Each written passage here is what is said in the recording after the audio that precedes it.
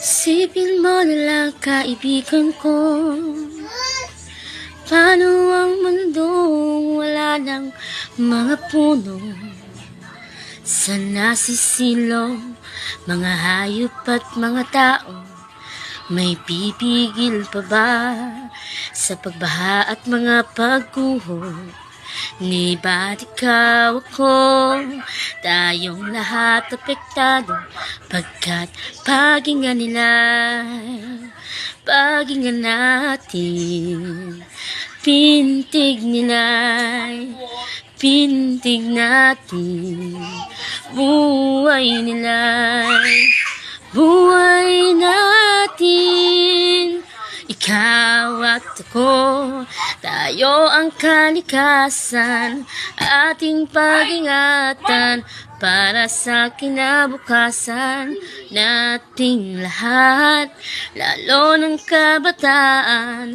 Kaya't huwag nating pabayaan ang ating inang kalikasan.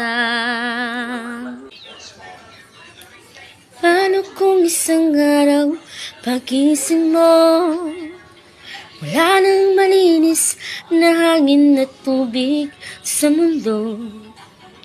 Mabubuhay pa ba mga hayop, puno't mga tao?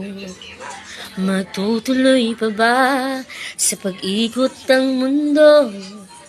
Isang uri lang maglaho, lahat tayo'y apektado, pagkat paghinga natin,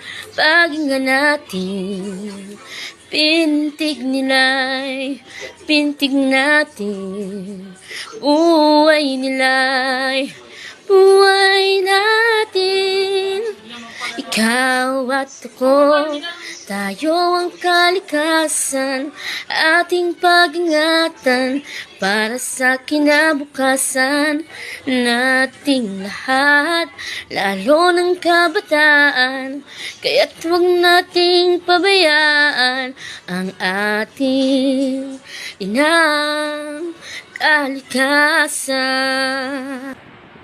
Oo, ikaw at ako, tayong lahat ay apektado. Pagkalikasan ng gumuho, lahat sa mundo ay malulumo. Panahon ay mabilis nang nagbabago, ngunit tayo di pa rin magkasabay-sabay dito. Sala sa init, sala sa lamig ng gas sa mundong ito, pero tayo pa rin ang solusyon sa problemang ito. Walang mali ito kahunti, lahat ay may silbi sa pagkasalba sa kalikasan sa atin ay nagkakandili.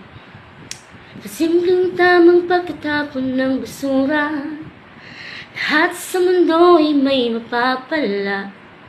Iligal na pagmimina, pangangas at pangangahoy, supuin pakinggan natin, kalikasang tumatagoy, pagkat paghinga natin, pintig natin, buhay natin.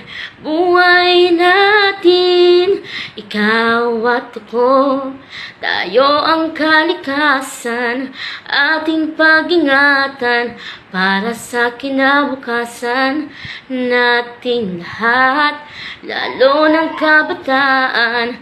Kaya't huwag nating pabayaan ang ating inang kalikasan.